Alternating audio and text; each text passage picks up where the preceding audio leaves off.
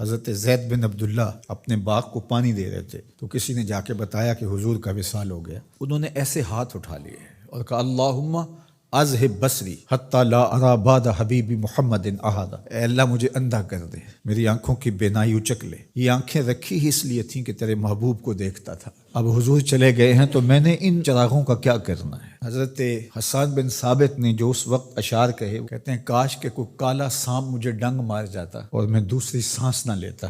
اور حضرت سیدہ فاطمہ کے جو قلب اطہر کی کیفیت تھی، سبت علیہ مصائب لو انہا سبت علی الایام سرنا لیالیا، میرے اوپر جو مصیبتیں ٹوٹ پڑی ہیں وہ اگر دنوں پہ ٹوٹ پڑتی تو وہ کالی راتیں بن جاتی۔ حضرت عمر رضی اللہ تعالی عنہ تلوار نکال کے کھڑے ہو گئے اور کہا کہ جس نے کہا نا حضور کا انتقال ہو گیا میں اس کی گردن اڑا دوں گا۔ تھوڑی دیر بعد حضور پرانی حالت کی طرف پلٹ آئیں گے۔ اب یہ کیفیت کتنی حساس تھی، ادھر منافقین نے چال چلنا شروع کر دی۔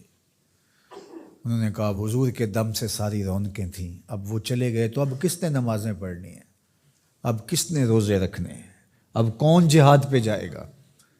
جب وہ ہی نہیں رہے تو ساری کہانی ختم ہو گئی۔ تو انہوں نے اس طرح سے چال چلنا شروع کر دی اور حضرت عمر کہتے تھے کوئی بولے تو صحیح۔ کتنا نازک وقت تھا۔ اس وقت میں حضرت ابو بکر آئے رضی اللہ تعالیٰ عنہ، ان کا کلیجہ تو پھٹ رہا ہوگا، لیکن یہی موقع تھا حضور کے مشن کو، حضور کی فکر کو، حضور کے دیے ہوئے نظام کو سنبھالنے کا، اور اپنے جذبات کو کس طرح کنٹرول کیا ہوگا۔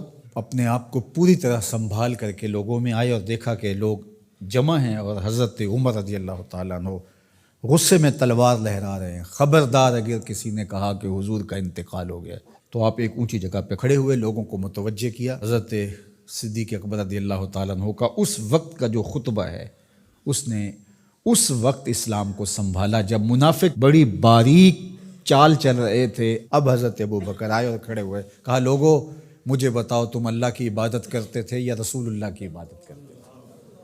تو لوگوں نے کہا اللہ کی عبادت کرتے تھے۔ تو کہا اللہ آج بھی زندہ و موجود ہے، اللہ کل بھی زندہ و موجود تھا، وہ حی ہے لا یموت ہے۔ اللہ اکبر۔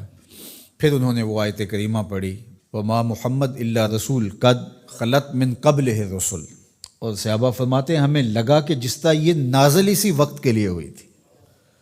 اور پھر لوگ سنبھلے اور پھر حضرت سیدنا صدیق اکبر رضی اللہ تعالی عنہ نے اس مشکل وقت دین کو سنبھالا اور پھر حضور علیہ الصلوۃ والسلام کے مشن کے لیے کھڑے ہوئے۔ لشکر اسامہ بن زید بن حارثہ رضی اللہ تعالیٰ عنہ کو روانہ کیا جا چکا تھا، حضور نے خود روانہ کیا تھا۔ ابھی جرف کے مقام پر ہی یہ لشکر پہنچا تھا، مدینہ المنورہ سے تھوڑا باہر نکلا تھا کہ حضور کے وصال کی خبر آئی تو یہ واپس آ گئے۔ تو بعض صحابہ نے کہا کہ اب مدینہ المنورہ کے حالات وہ نہیں رہے، اطراف کے اندر قبائل سر اٹھا سکتے ہیں جو دبے ہوئے تھے، اب حضور کے وصال کی خبر پھیل گئی ہے تو کوئی مدینہ المنورہ پر حملہ نہ کر دے، اور بہترین جنگجو اس لشکر میں شامل ہیں، تو اگر حملہ ہو گیا تو پیچھے سے دفاع نہیں ہو پائے گا، تو لہٰذا اس لشکر کو حکمت یہ ہے کہ روک لیا جائے۔ حضرت صدیق اکبر رضی اللہ تعالیٰ عنہ نے کہا کہ نہیں، یہ حضور کا روانہ کردہ ہے، جا کے رہے گا۔ بلکہ آپ نے تاریخی جملہ کہا کہ اگر مجھے یقین ہو کہ جنگلوں سے جانور آ کے ہمارے جسم کی بوٹیاں بھی نوچ کے کھا جائیں گے، یہ لشکر پھر بھی روانہ ہوگا۔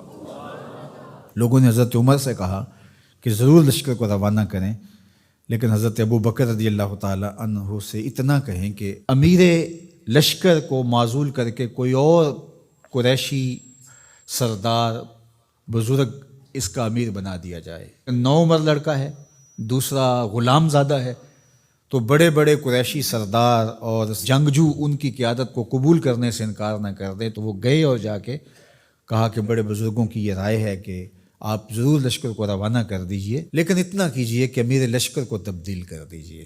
حضرت صدیق اکبر کے چہرے پر جلال آ گیا اور آپ نے جو جملے کہے وہ اتنے سخت تھے، ثقلت امک یا ابن خطاب، اے خطاب کے بیٹے تیری ماں تجھ کو روئے۔ استعملہ رسول اللہ وقد تامرنی ان اعزلہ، ان کو امیر لشکر اللہ کے رسول نے مقرر کیا ہے اور میں کون ہوتا ان کو معزول کر دوں؟ کہا لشکر جائے گا، اسامہ بن زید کی قیادت میں جائے گا، جس نے جانا ہے جائے، جس نے نہیں جانا میں کوئی پرواہ نہیں ہے، چونکہ ان کو امیر لشکر اللہ کے رسول نے مقرر کیا۔ اللہ اکبر۔ پھر جب لشکر اسامہ کو روانہ کیا حضرت صدیق اکبر نے تو حضرت اسامہ کے گھوڑے کی باک اپنے ہاتھوں سے پکڑی اور اسامہ کو اوپر سوار کیا رضی اللہ تعالیٰ عنہ کو، اور نیچے ساتھ پیدل چلے، اللہ اکبر، اور ساتھ یہ کہتے جاتے تھے اسامہ تو وہ ہے جس کو میرے رسول نے مقرر کیا ہے۔ اور پھر یہ لشکر کامیاب اور بامراد ہو کے لوٹا۔ تو یہ سیدنا صدیق اکبر رضی اللہ تعالیٰ عنہ کا حضور علیہ السلام کے فیصلوں کو من و عن قبول کرنے کا جذبہ تھا، جس انداز سے انہوں نے حضور علیہ السلام کی فکر پہ پہرا دیا، حضور کی تعلیمات کو اجاگر کیا اور حضور کے فرمان کو حرف آخر سمجھا، اور اس کے بعد انہوں نے اپنی رائے کو وہاں فنا کر دیا۔ صلح حدیبیہ کا موقع آیا تو 1400 اصحاب تھے، قریش نے کہا ہم عمرہ نہیں کرنے دیں گے، تو وہاں سے ایک معاہدے کے ذریعے واپس آنا ہوا۔ تو حضرت عمر نے کہا ابو بکر ہم دب کے صلح کیوں کریں، صلح کی شرائط تو برابر کی ہونی چاہیے۔ تو حضرت ابو بکر صدیق کا صرف ایک لفظ دیکھیے، انہوں نے کہا عمر کیا یہ صلح نامہ حضور نے قبول کیا ہے؟ کہا کیا ہے۔ کہا ہوا رسول اللہ، کہا وہ اللہ کے رسول ہے۔ اللہ اکبر، کثرت صوم و صلات کی وجہ سے افضل نہیں ہے، بلکہ حضور کے لیے اطاعت و انقیاد، فرما برداری، اور حضور علیہ السلام کے لیے بس اپنے آپ کو قربان کر دینے کا وہ جذبہ، وہ آپ یہاں دیکھتے ہیں تو بدرجہ کمال آپ کو نظر آتا ہے۔ فرمایا کہ میں اللہ کے علاوہ اگر کسی کو خلیل بناتا تو وہ ابو بکر کو بناتا، لیکن میرا خلیل اللہ ہے۔ اللہ اکبر، امن الناس بر مولائے ما، کلیم اول سینائے ما، ہستیو کشت ملت راچو ابر، ثانیے اسنین و غار و بدر و قبر۔ دیکھیے کہاں کہاں حضور کی قربت۔ یہ شک ہووی تے چل مدینے، یہ شک ہووی تے آ تک لے جوڑ مزاراں دا بن یار نبی دیاں یار۔